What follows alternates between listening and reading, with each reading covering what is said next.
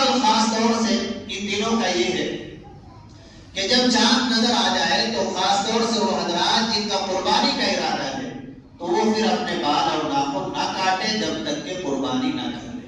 اللہ کے نبی صلی اللہ علیہ وسلم نے یہ بھی فرمایا اس سے حاجیوں کے ساتھ مشابہت ہوگی، اجر و ثواب ملے گا، لہذا یہ بھی ایک مستحب عمل ہے، اس پر بھی عمل کرنا ہے۔ اور چوتھا عمل جو اہم ترین عمل ہے وہ ہے قربانی کا۔ قربانی ایک عظیم الشان عبادت ہے۔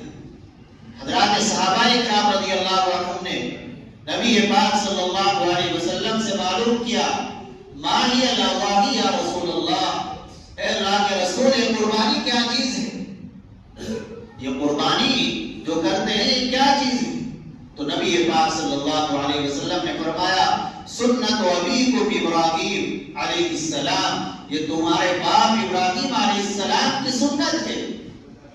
صحابہ نے عرض کیا ہمارے لیے کیا ہے، ہمیں کیا ملے گا؟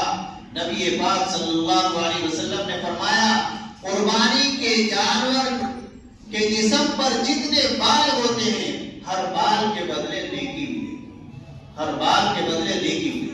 آپ ایک بکرے کے بال ہم سب مل کر نہیں گن سکتے کتنے بال، تو اشارہ یہ تھا کہ اللہ کی طرف سے اس پر بے شمار نہیں کیا، بے شمار اجر و ثواب ہے۔ اور یہ قربانی حضرت ابراہیم اور اسماعیل علیہ السلام کی ایک یادگار